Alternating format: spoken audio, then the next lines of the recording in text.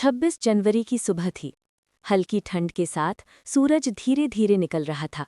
आसमान में हल्की सुनहरी रोशनी फैल रही थी, जैसे पूरा शहर आज किसी खास पल का इंतजार कर रहा हो।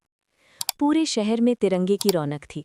सड़कों के किनारे छोटे छोटे झंडे हवा में लहराते दिख रहे थे और हर चौराहे पर वंदे मातरम और जनगण मन की आवाज़ गूंज रही थी। दुकानदार अपनी दुकानों के बाहर तिरंगा सजा रहे थे, बच्चे हाथों में झंडे लेकर दौड़ रहे थे और हर चेहरे पर एक अलग ही खुशी झलक रही थी। ऐसा लग रहा था मानो पूरा शहर एक साथ सांस ले रहा हो, देशभक्ति की सांस। इसी शहर के बाहरी इलाके में एक पुरानी सी कॉलोनी थी, जहां छोटे छोटे घर थे, तंग गलियां थीं और लोग बड़ी बड़ी उम्मीदों के साथ रहते थे। वहीं एक 14 साल का लड़का रहता था, अमन। अमन का घर छोटा था, लेकिन उसमें सादगी और अपनापन भरा हुआ था। उसके पिता एक सफाई कर्मचारी थे, जो हर सुबह शहर को साफ रखने निकल जाते थे, और माँ पास के अस्पताल में आया का काम करती थीं। पैसे बहुत कम थे, लेकिन संस्कार बहुत बड़े।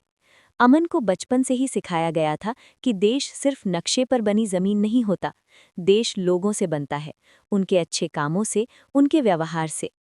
आज अमन के स्कूल में रिपब्लिक डे का बड़ा कार्यक्रम था। सुबह से ही स्कूल में हलचल थी। हर बच्चा नए कपड़े पहनकर आया था। कोई सैनिक बना था, कोई नेता, कोई तिरंगे जैसे रंगों में सजा हुआ था। बच्चे एक दूसरे की ड्रेस देखकर खुश हो रहे थे, फोटो खिंचवा रहे थे। अमन चुपचाप सब देख रहा था। उसके पास नए कपड़े नहीं थे। उसने अपनी पुरानी लेकिन साफ सुथरी शर्ट पहनी और जेब में छोटा सा तिरंगा रख लिया। वो जानता था कि कपड़े नए ना हों, लेकिन सोच साफ होनी चाहिए। स्कूल के मैदान में मंच सजा हुआ था, कुर्सियां लगी थीं, माइक टेस्ट हो रहा था।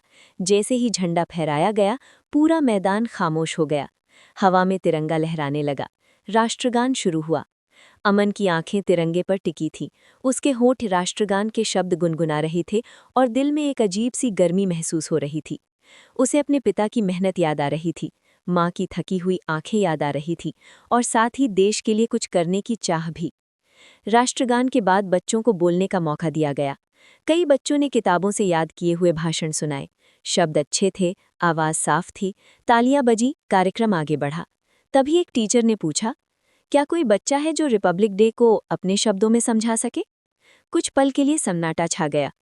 फिर अमन ने धीरे से हाथ उठाया। क्लास में कुछ बच्चे हंसे, कुछ ने एक दूसरे को देखकर कहा, ये क्या बोलेगा? टीचर ने अमन को मंच पर बुलाया।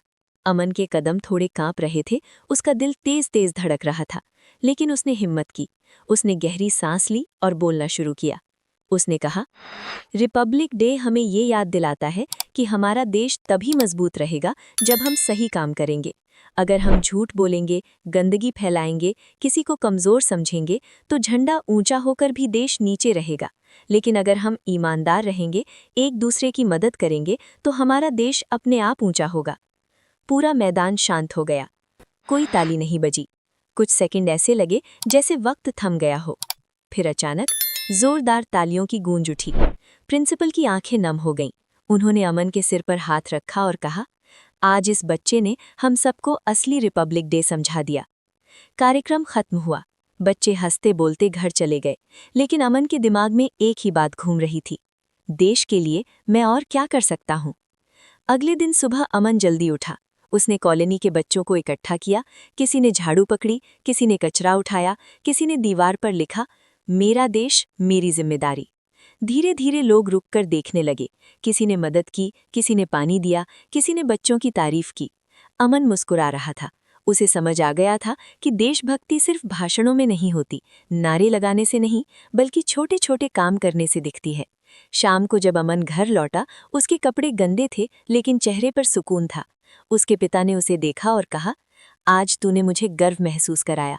अमन ने जेब से तिरंगा निकाला, उसे दीवार पर लगाया और मन ही मन कहा, मैं बड़ा होकर कुछ भी बनूं, लेकिन पहले एक अच्छा भारतीय बनूंगा।